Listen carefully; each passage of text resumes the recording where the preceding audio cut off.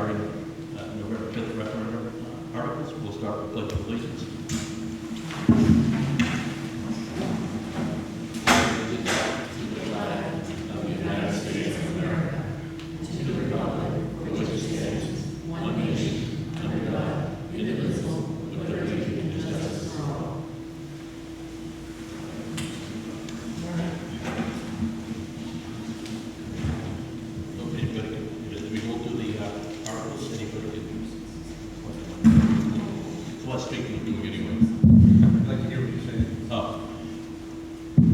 Basically, we're here to hear any public comment or any of the referendums we go through. Simple as that. And we get going. Yes, so we have a few staff members that are going to kind of handle the initial summary of the referendum article, and then people can ask questions.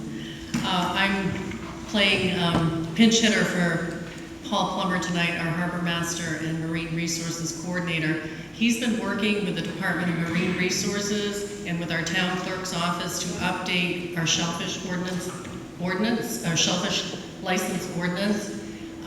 In Maine, you can have your own municipal shellfish program if you have an ordinance. So Harpswell has had one for a number of years. In fact, if you look at the title page of this document, at least this version began in 1981, and it has been amended multiple times. It's typically rare to go without a year and not have a shellfish ordinance amendment. Things are always kind of fluid and changing. But some of the things we needed to do to update our shellfish ordinance was to change the definition of clam flats. That was not considered the proper terminology anymore, and the state is asking us to use intertidal shellfish habitat. And so we now have essentially caused that to be the definition of what was previously a clam flat in Harpswell.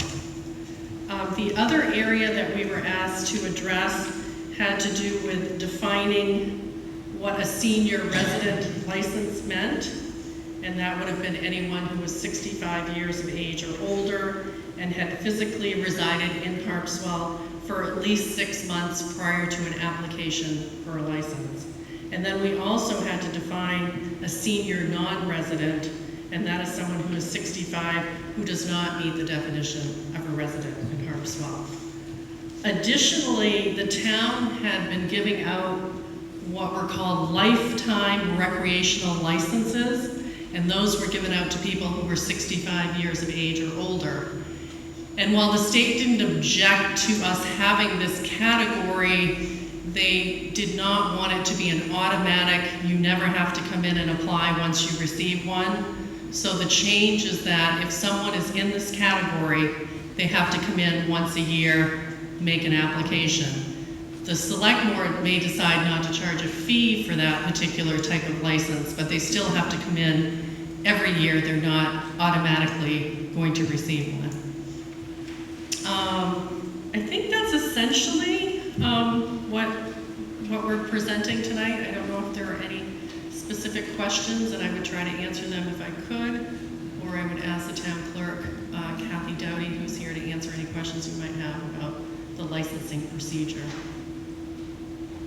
I think we are considering this housekeeping, so nothing really substantially changing in policy, just kind of cleaning up the language.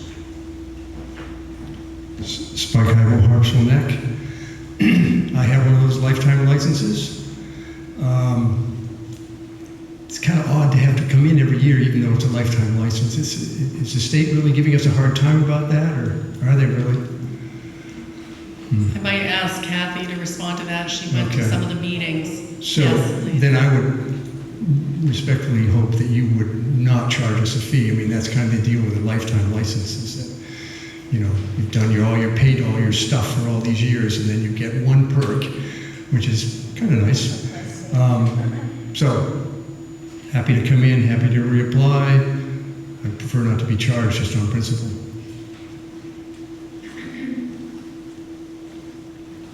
Hi, Kathy Dowdy, the town clerk.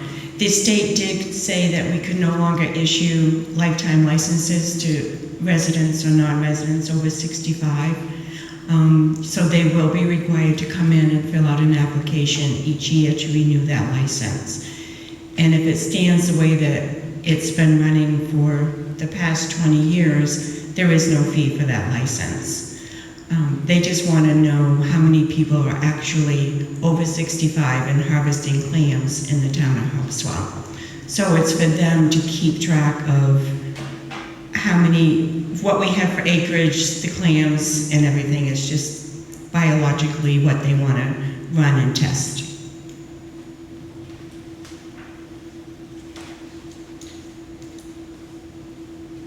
Good.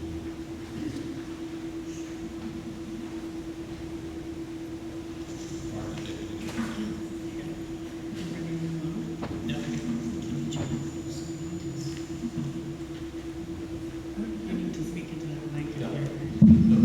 our next one is the boat launch ramp. I think Mr. Iron is going to speak to this.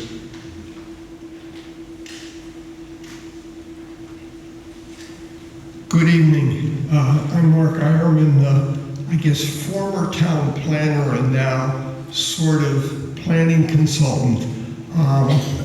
I will just try and run through things pretty quickly. If you have not, there are handouts over on the table. There's a narrative that walks through what's included in the project and how we came to this point and the financial issues. And there are two plans, one that focuses on the immediate boat launch area on the north side of the causeway, and the other that focuses on a larger area. Let me start by just doing a rundown of what is included in the project that would be funded with the loan proceeds if the article is adopted by town meeting. Essentially, there are a range of components. I'll go through them quickly. The primary proposal is to build a boat launch 20-foot wide with concrete plank on the north side of the existing causeway. The access to that boat launch will be from the causeway and then an access that goes off the causeway at an angle. The boat launch is designed to extend beyond the low tide line so that at least at low tide there will be some ability to use the boat launch. Their plan includes the installation of launch floats along the one side of the boat launch. The access is designed with a turnaround at the end. The radius of that turnaround has been recently increased to address concerns about larger commercial vessels being able to be launched so that you can come off of the causeway, down the access road, around the loop, and back down the ramp. There is provision for a few parking spaces on the causeway, one for handicapped accessibility, one for loading and unloading. There are proposed improvements to the causeway that include an improved pedestrian access along the southern edge of the causeway, and what's called a stub pier at the end of the causeway out by where the bollards are now that would allow a future ramp and floats to be installed if anybody ever wanted to do it. That's essentially the boat launch. The project also includes providing parking for vehicles with trailers. The paved area uphill from the bandstand will be expanded to accommodate approximately 30 vehicles with trailers in double-length parking stalls. And during the demolition of the Navy Pier, the town built a gravel, heavy-duty gravel road through the lower meadow that was used to haul all of the demolition material out from the demolition of the Navy Pier. The proposal is to reopen that little piece of it down by the waterfront so the vehicles with trailers can use that route rather than going on the existing access road by the bandstand and beach, etc. So that's essentially the proposal. This is a project that's been over 15 years in the making. When the town acquired Mitchell Field from the Navy, it conducted a public process to develop a master plan. One of the key recommendations of that was to develop a boat launch on the north side of the causeway and to develop parking for trailers up in the area where it's now proposed. So essentially, it's taken the town 17 years to get here, but we might be at that point.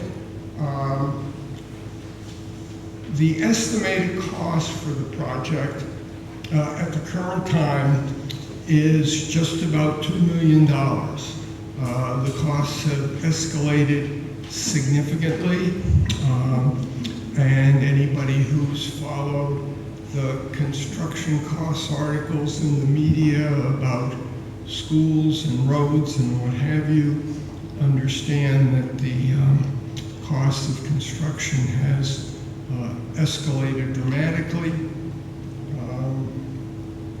That $2 million is sort of what we might call an all-in cost. It includes the preliminary engineering, the design, preparation of bid documents, the construction of the facility, the payment of a wetland mitigation fee, oversight of the construction of the facility, assuming that it's bid and under contract.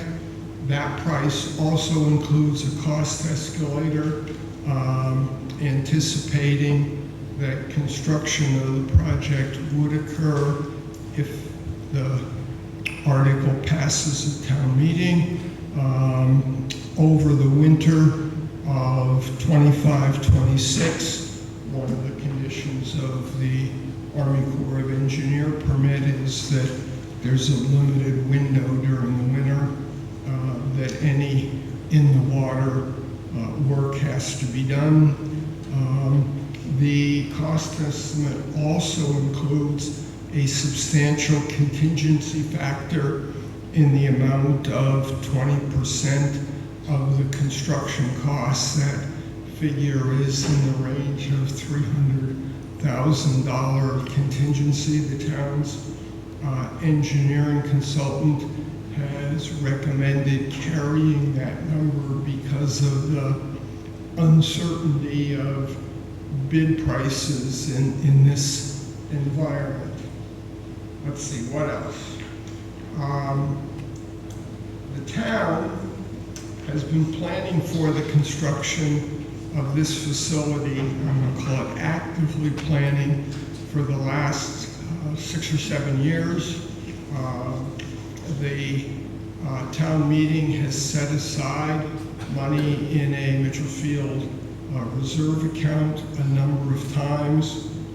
There's about $492,000 in that reserve account. The town has also obtained 2 what are called SHIP grants, Small Harbor Improvement Program grants, from the Maine Department of Transportation. that have a total value of about $357,000, which means that the funding that has been available is about $850,000 versus an estimated $2 million construction cost. Some money has already been spent on the design and permitting of the project. When people ask why it has taken so long, the town received notice. Today is Thursday, October 3rd. We received notice on October 1st that the Army Corps of Engineer permit that was applied for 2.5 years ago was finally issued. And so that's the kind of the reality of the timing of the process. If you compare the estimated cost, the amount that's needed to complete the project, and the available funding, there is a funding gap of about $1,150,000, which is what the warrant article asks the town to approve, authorizing the select board to borrow that money. And I believe the term that's been discussed is a 10-year loan. That would add, if I think the calculation that's in the handout is about 6 cents per thousand to the current tax rate.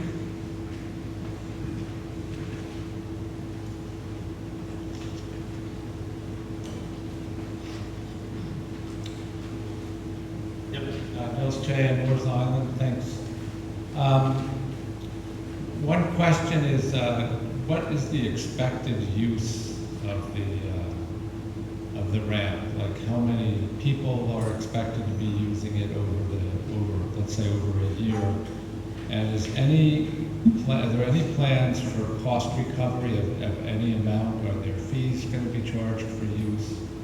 And then related to that, what are the expected annual maintenance costs or operating costs for the wharf? I don't think we don't have any way of judging how many people are going to be using it. I know the commercial haulers are interested in it, but weekenders, I know Belfort Marina is full up. Garrison Cove on Bailey Island, there's no parking, there's no, you can launch your boat, but you gotta leave. Same with Mackerel Cove. Lookout Point has some parking, Holbrook Street has no parking, so this will be one of the only boat ramps in town where you can actually go there, park your vehicle for the day and go off in the water. And I don't know how it works, but is it typical that there's no charge for the use of the ramp or any kind of? There's been no talk of that. Kind of like Mere Point operates the same way. They have a similar ramp over there. Thanks.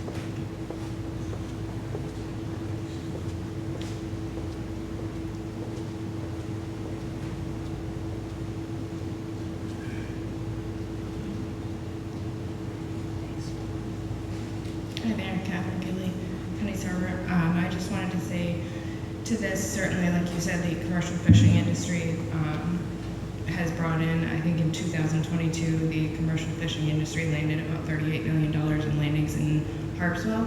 The commercial fishing industry, as far as that, there's no all-tide launch for over 30 miles. Excuse me. And again, there's also no launches with parking or little parking, if there's any.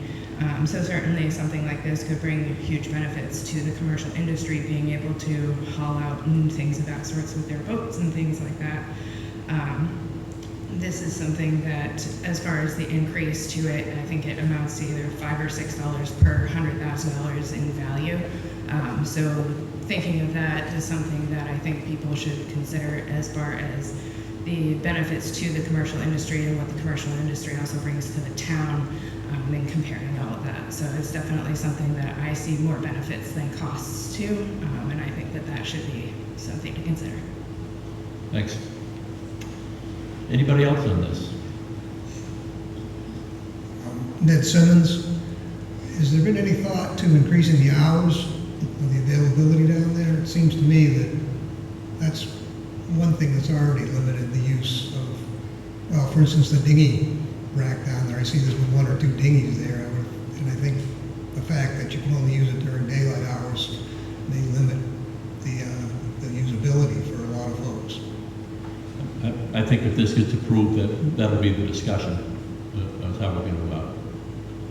The other, I guess related to that also, has there been any study, as I understood it, one of the reasons for this was particularly for the commercial fishermen to be able to haul out in bad weather. Has there been any study or estimate made on what the capacity would be? You know, how many boats could you actually get out when there's bad weather imminent? Is it really going to make a dent in that kind of demand? No. I can tell you this, the storms we had last year, Dolphin was, I don't know how many boats they hauled in a short period of time and just stacked them up until the storm went by back in January. So it would be a great spot for that because they wouldn't have to wait for the tides. The Dolphin would use that Dolphin rather than their own ramp. And Funiscon. Yeah. And I guess one thing I wondered about was how many boats would they haul? Would there be a place available for them to stack up boats there on the field, or would they have to haul them someplace else? Spike could probably answer that.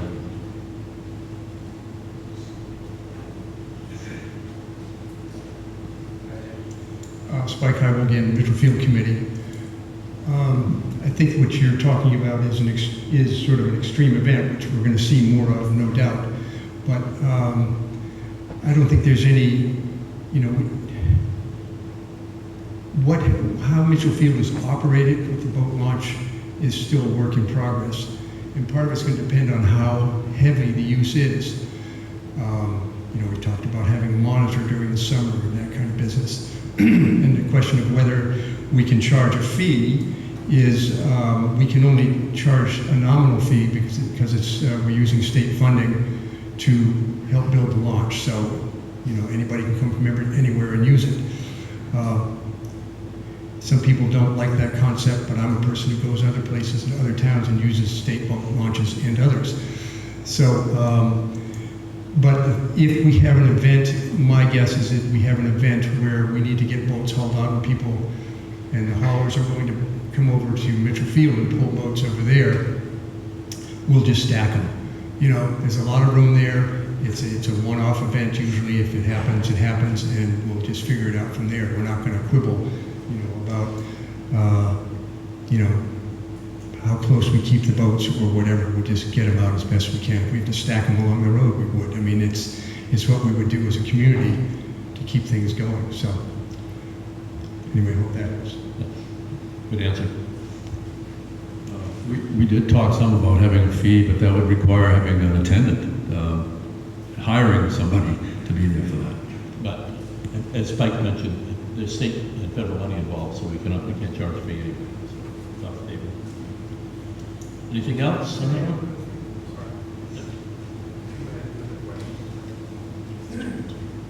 Relative to the hours of use, we've been sunrise to sunset. There's going to be undoubtedly people who are going to want to put their boat in and go out for a day or two or three. They're going to be overnighting, and we have a permitting process in place that you can fill out online and basically put a placard on your car. And so we just need to know who's there. We've had people who did not do that, and it caused a lot of running around to figure out whether they were actually out on the water, where were they, whatever, and they were also parked in the wrong place. So we think that system's worked pretty well so far. Gina's here, but anyway, so that stays in place. And again, I think it'll be a work in progress a little bit as we go along to see how it plays out. Spike, I do believe fees could be charged at Yes, this I location. said they could. but- It'd be yeah, nominal. we just haven't. I don't know, I forget what the state rule is. Yeah, there's some formula perhaps, but. Five times what the residents would pay, and if you're paying zero as a resident, it's that 5 times 0 is still 0. I'm Ann Standridge, South Harpswell, and I know right now that Mitchell Field is open sunrise to sunset. If we're going to have fishermen using that boat ramp, and that is a needed thing that we need, we're going to have to change the hours, are we not, for opening in Mitchell Field. My sister is on the Mitchell Field Committee, and she goes and opens the field first thing in the morning. But there may be fishermen fishing who come in after sunset. How are they going to get in if the gates are locked? Same thing early in the morning. How will they get in to go out to their boats if the gates are locked? Some accommodation, I would think, needs to be done for that. Thank you. Regarding the current overnight parking situation, I find it rather cumbersome. Last time I checked, I believe you have to sign in a couple days before, so you have to plan. I just don't think that's practical for a lot of folks. I mean, I would use the place, for instance, to run out and spend the night on the Goslings, paddle out, but I wait for good weather for that, and you can't often plan that far ahead. I understand the need to do that with large groups, with outfitters and so on, but I think, it seems to me, if you're going to spend this kind of money on the launch, there should be 24-hour access, or at least expanded access, and not such a cumbersome system for overnight parking. And this may all be premature, but that's just some of the concerns I have. Okay. Well, as Spike said, it'll be a work in progress if this gets approved. Thanks. Anybody else? Nope. In that case, we'll move on. Who wants to take this one? So the next article we're discussing is known as Article 4, and it's asking the town to appropriate what's left of our American Rescue Plan Act funds. We call them ARPA funds, and they were given to communities across the country to recover from the impacts and effects of the coronavirus. We weren't necessarily limited in the areas where we could utilize our funds. We received over $500,000. There's a really good spreadsheet on our table over there if you want to see how the voters of Harpswell have approved the expenditures of the ARPA funds to date. We currently have about $54,000 that the voters have never appropriated for a particular purpose, and we have what we believe to be about $14,000 remaining of unexpended funds in areas where we didn't need as much as we thought we needed. So pursuant to federal regulations, the town of Harpswell's legislative body, which are the voters, have to commit these funds to a specific purpose before the end of this year. We then don't have to spend them until the end of 2026, but we have to have something in place that shows a commitment to spend them for a certain purpose. And so we came up with a suggestion to the board, and the board approved, and we're recommending that it be used in the area of emergency services for equipment. Obviously, the three local fire entities that provide support to the town were definitely on board with this. So we can answer any specific questions you may have on that topic.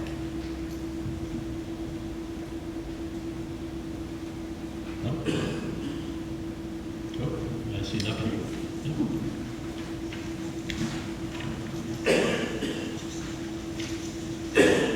Authorization for the town to accept and disperse working waterfront resiliency grant funds. Yeah, I think we want to put this in the category of housekeeping too. There are 6 entities in Harpswell that have been awarded working waterfront funds from the state of Maine, and the town is being asked just to serve as the fiscal sponsor of these funds. We're being overly cautious taking it to the town meeting for a vote. We will be working again with these entities. I've reached out to all of them personally. We'll really sit down in November and talk about how the process is going to work. but they are going to be able to get reimbursed for any work that they've done on their projects since the January storm. If they had pier or dock damage, anything that, got in the way of their ability to do business and as part of the application that they put in front of the state, they'll be able to recover those funds, and they also can use these funds in the future. Some of them have not yet started their projects. They've had a hard time getting contractors to give them estimates, can't get people to do the work yet. So the funds currently don't have any sunset provision, and we'll be able to work with these folks for as long as they need it.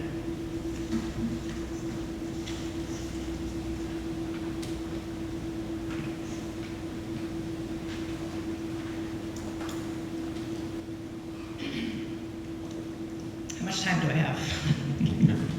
I'll be succinct. Monique Coombs, Orr's Island, but I'm also here tonight in my role as Director of Community Programs for the Maine Coast Fishermen's Association. Pretty sure everybody's probably familiar. We're at the big blue building on Pleasant Street. We work with commercial fishermen all along the coast. Our mission is to restore the fisheries in the Gulf of Maine and sustain Maine's fishing communities for future generations. I run 2 programs, Fisherman Wellness and Working Waterfront. So after the January storms, I was very, very busy. Well, I want to make my notes, so. We worked with the DMR and other organizations to communicate with fishing communities about what their fishing businesses, specifically about what they needed to do in regards to reporting damage to FEMA and other places. I think I've said this before in other meetings too, but I'm just going to reiterate that FEMA funds are ineligible for commercial fishing businesses. Businesses that had flood zone insurance were denied their claims, and then they were dropped. Because fishing businesses were not eligible for FEMA, they were told to get SBA loans. If they got an SBA loan, they were told they were required to get flood zone insurance. Yeah, it's hilarious, right? Okay. The DMR, because of this, worked their butts off to get $20 million into the rainy day fund. Getting that legislation passed was incredibly difficult because of politics and where money should be spent and how. But again, DMR and other organizations, including the Island Institute, Maine Coast Fishermen's Association, made a whole bunch of phone calls, and it finally got passed. When we were going through the grant process with the DMR and DOT, we had some concerns because of the way that they were using metrics to decide which properties were most vulnerable. So they looked at properties that had 20 plus lobstermen as being sort of the most valuable and eligible for these properties. We were a little bit frustrated by that, DMR knows this, because there's so many different types of working waterfront that were even more vulnerable to storms and that were culturally significant and necessary for commercial fishermen to be able to do their businesses.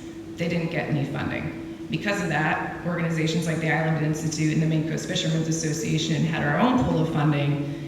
We had applicants. We gave them $5,000, no strings attached, to just be able to get to work, because we estimate, along with the DMR, that 60 to 70% of the working waterfront along the coast of Maine was either lost or severely damaged.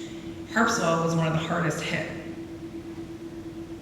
When DMR finally and DOT put out the applications, MCFA actually hired temporary staff to be able to help commercial fishermen fill out the applications for this Working Waterfront Resiliency Fund.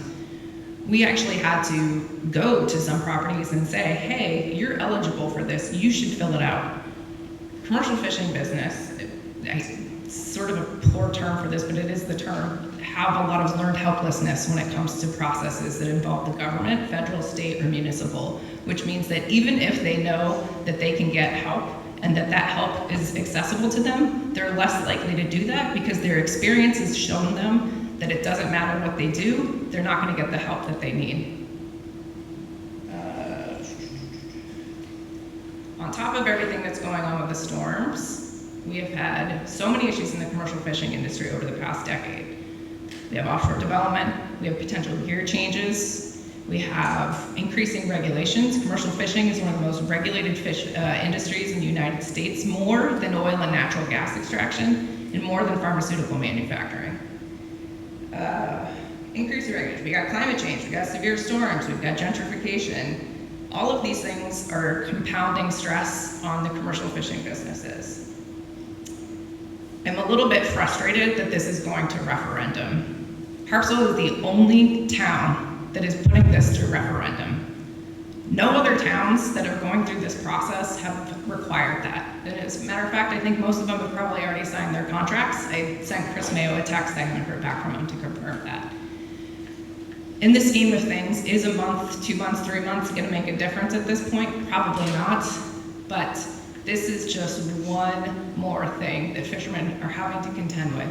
They have to wait. Some of these projects, they have started them already. They have spent a ton of money. Yes, they're waiting for contractors. They're waiting for everything. I mean, by the time they're gonna get this funding, it's gonna be a year after. It's gonna be January. And so I don't understand. I feel like it's 2 steps forward, 1 step back with this. I really appreciate everything that you guys have done to support us with the right to fish policy. But we've got to make it easier for these fishing businesses to be able to do the work and get back to work. It's been a rough year. Lobster landings are not great. The price is okay right now, but it's very frustrating. I think this is overly cautious, to use your words, and I'm also concerned that we're putting this at potential risk. So my question to you is also, if this gets turned down, because you cannot guarantee that it will pass. I also think it will pass, but you cannot guarantee that. If it doesn't pass, what is your plan? We would probably get legal advice, Monique, on that issue. And I do appreciate you bringing the topic forward.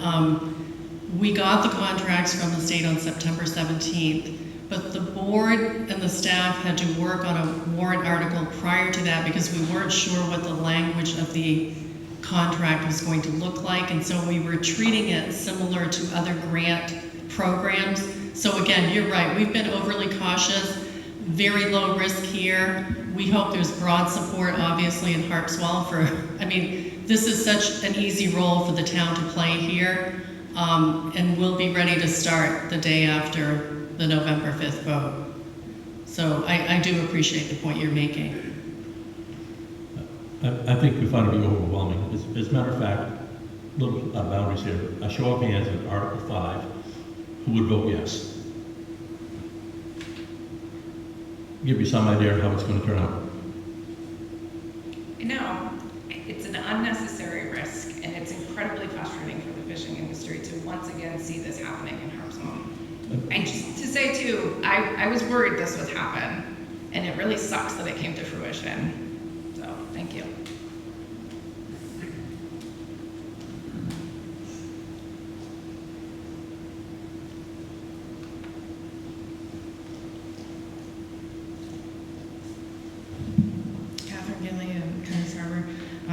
I definitely think it's really frustrating knowing that I drive past a sign that says working waterfront community, and we are putting roadblocks in front of the working waterfront community, especially where we're the only town that's doing so. I think overly cautious is a understatement for that, but certainly we can go with that word. It's very overly cautious. I think, like Monique said, it's putting additional hurdles in places where they shouldn't be, and it's just really frustrating. I think that this is something that, again, what happens if this doesn't? I understand that there's a small chance that it doesn't, but again, the fact that the town has come in and put this roadblock and created that small chance is really frustrating and another hurdle to those people. So it's something that is definitely, hopefully it goes through.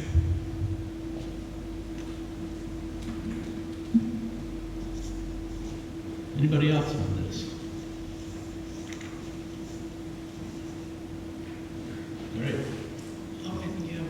Oh, there we go. Hi, Mark Scantus, I'm down in Harpswell, and I guess I share the ladies' views because I go to work every day and I go by those signs. I think we should be doing our utmost for the fishermen and the fishing industry in this town, especially when I see those signs. And I think there's even a lot more that the town has to do to support the fishermen and other issues that are going on, not necessarily at this point, but I think it's a valid point. And if you know it's going to pass, then why even take that chance? and even put it up to a vote. So I think it's kind of a no-brainer that really shouldn't need to. Thank you. Well, just to, back to what Chrissy said earlier, she called all of these stakeholders, and none of them are worried.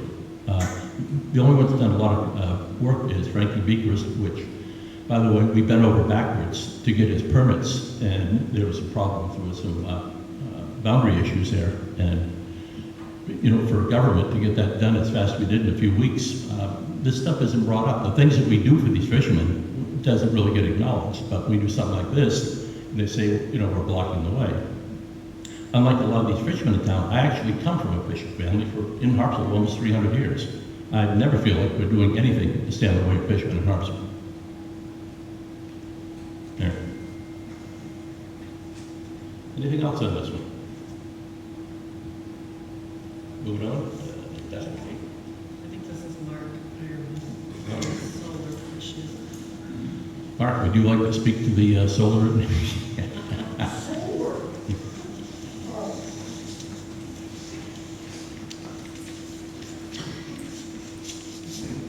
Mark Harriman.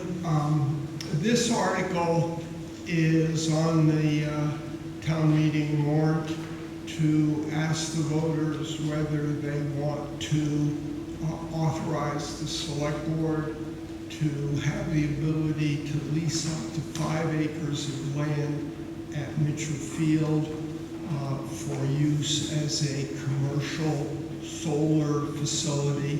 This has nothing to do with a town facility or use. This is I guess you would call it a straight landlord-tenant arrangement. If the article passes, the select board would then be authorized to go through a competitive process to see if there's anyone interested in leasing land at Mitchell Field for a solar array, and to see whether the landlord-tenant arrangements are in the best interest of the town.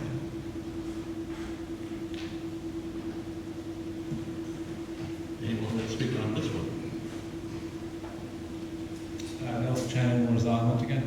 So I'm kind of curious about this, because the guy that was proposing to do this solar thing that came to the select board, I mean, I just felt the lease terms that he was offering seemed ridiculously low.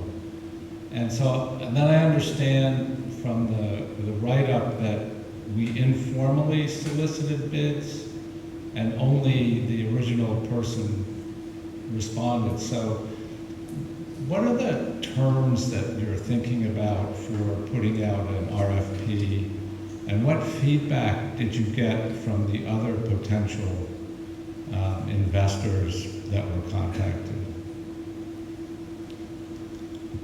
Well, the only feedback I got was from Revision Energy saying, we'd probably offer you something different than what we initially proposed.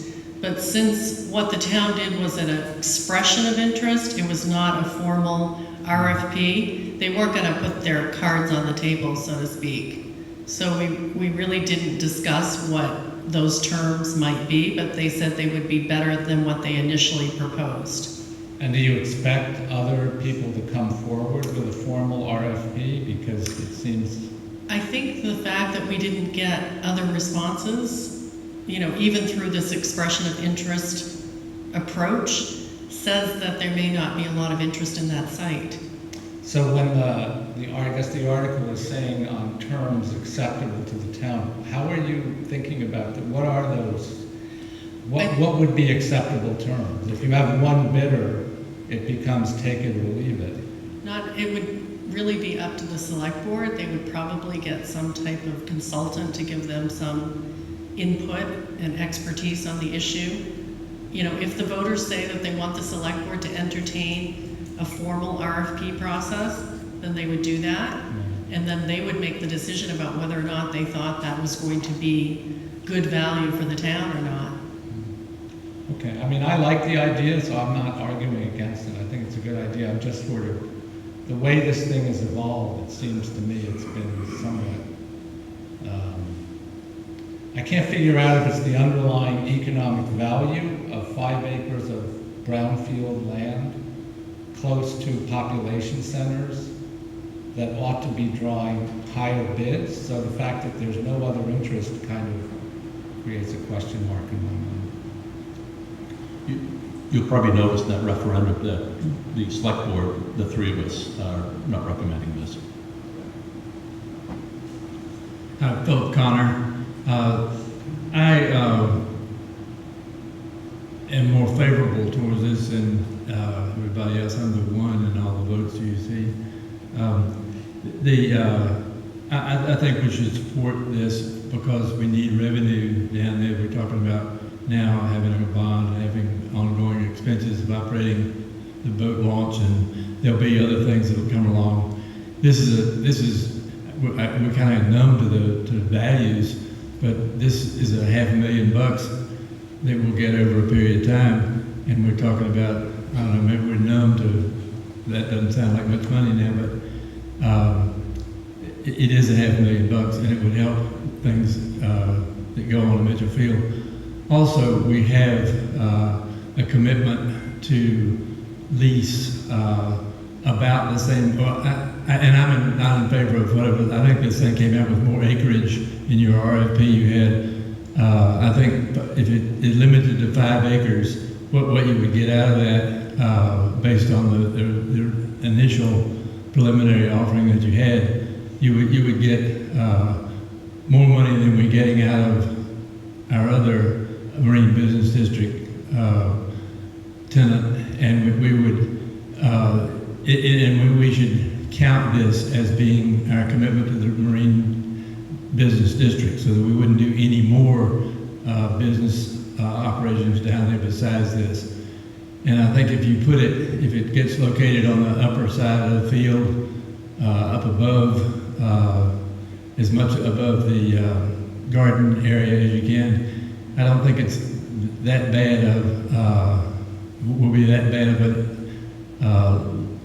appearance, or it won't hinder views of the water and so forth from Mitchell Field. Also, when you think about what that field started off as really an environmentally negative situation, it would be a nice recovery for it to come back and be an environmentally positive thing. So I think we need the money. It won't hurt anything down there. It would take a space that other marine business might take up, and it produces as much money as we're getting now from other usage down there. And I think the positive environmental use would be a good thing. Thank you.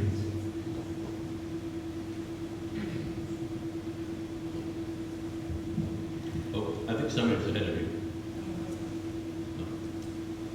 I'm Mose Price, I live on the Neck, I'm a member of the Mitchell Field Committee. I think I'm on my 3rd term on the committee, so I've been involved in the discussions of the development of the field and the launch. And I don't remember the exact year, but when Jane Covey was the chair of the committee, she asked me to work with some others on the committee to rewrite, not the right word, to update the master plan for Mitchell Field. The original master plan, which I think was dated in 2007 or 10? 10 probably. 7, whatever. All right. There was part of it said that a solar field could be something that would be considered in the future.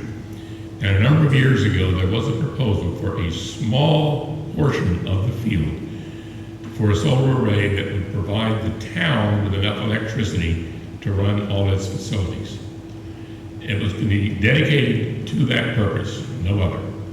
So we started to look at the field to see where it might be reasonable to site this thing, and the best place was down after the road curves in front of the generator building and then it heads to the water. There was a concavity there, sort of like an amphitheater. And we could have put perhaps a triangular shaped array in there, which would not have blocked the view, which would have been fairly hidden from view by most people using the field. that would have produced enough electricity for the town's purposes, and it would have been the town's purpose. The select board decided that was not the best way to go with this, and they looked into getting into another one of those multi-community things where they sort of rent the electricity production from that field. And this proposal came along, and when we updated the master plan, we kept the solar panel, solar field idea in there just as an open-ended possibility for consideration if anybody ever came to us and proposed it. So when this proposal came along from revision, they were talking about 5 acres because it's a brown field and there's some kind of special kickback they get for developing that for solar piece. And the proposal was to put it in the upper meadow. And if you look at 5 acres outlined on an overlay on the upper meadow, it takes up most of that space. And it would be not hidden from view. It wouldn't be down in a cavity in the ground. It would be in plain sight. Anybody walking along the perimeter road down towards the generator building would have to go past it to be visible from the road. And it would not be dedicated to the town's purposes. It would just be for anybody who was going to buy electricity produced by that field by revision. Yes, there is a fee they're going to pay on an annual basis, which may escalate and it may amount to some kind of money. But every survey that we have done as a committee and all the public input we get when we're down there working as volunteers on the field from the people who use the field is keep it open recreational space. And the 5-acre solar array, which if you see the overlay, and I wish we had that panel to show you, is a lot of space. There are 100+ acres down there, but there's a lot of woods and the road area and all that. 5 acres is not a small amount of the open space that's available for recreation and general purposes. So we did a straw vote of the committee. I think we have 9 members and 8 of us were opposed to this for the reasons that I just outlined. And I remain steadfastly opposed to it, and I hope that the town will agree with the Board of Selectmen and the majority of the Mitchell Field Committee. Thank you.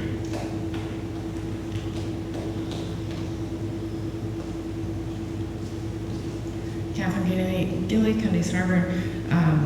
The town certainly proved that, or showed that they were not in the energy market when they voted the LNG terminal down. That definitely would have brought in the town a lot more funds than what this solar array is quoted at bringing in. It definitely also really kind of put a rift, I should say, in the town as well at the time. And it's definitely something that I can certainly see something like this doing the same, especially for many reasons that the previous gentleman just said. The view of it, many people do not want to come to Harpswell to see a solar array. A lot of people are actually getting frustrated with driving down, through the woods and through the fields of northern Maine and just seeing arrays after arrays after arrays. I don't think that a lot of people want that, especially for the very small amount of funds that it's going to bring to the town. And also leasing lots for $5,000 is something that, quite frankly, sign me up. Let's go and do that if that's really going to be the cost of it, because I can use 1 acre, I can garden on that, and I can make a lot more money than $5,000. So I definitely think cost-wise, it's something that I think more, I don't want to say hinders, but there's more downfalls to this than benefits there are to it. So that's kind of all I wanted to say to that. Thank you. Thanks. Anything else? Anybody else? All right. I believe that. And the referendum is hearing. We want to take a recess, 10-minute recess, special meeting, Okay. Close the public hearing. We're going to close the public hearing. All right, at this point, we'll close the public hearing.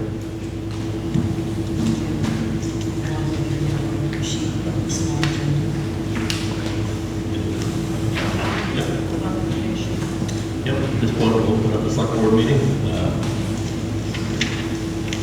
Approval of the minutes. David? Approve the minutes.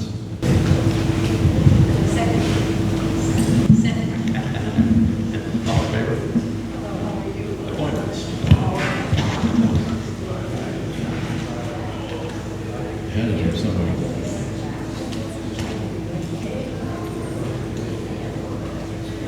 What am I gonna do with it? It's an election marker.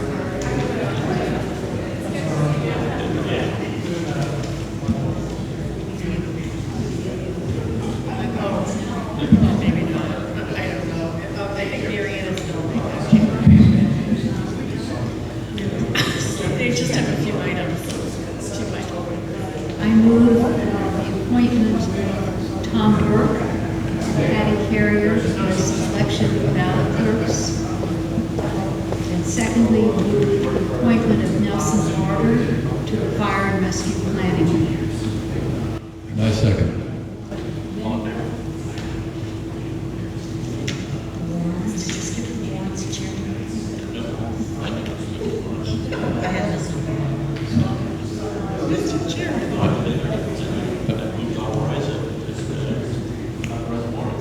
Okay, you second all in favor?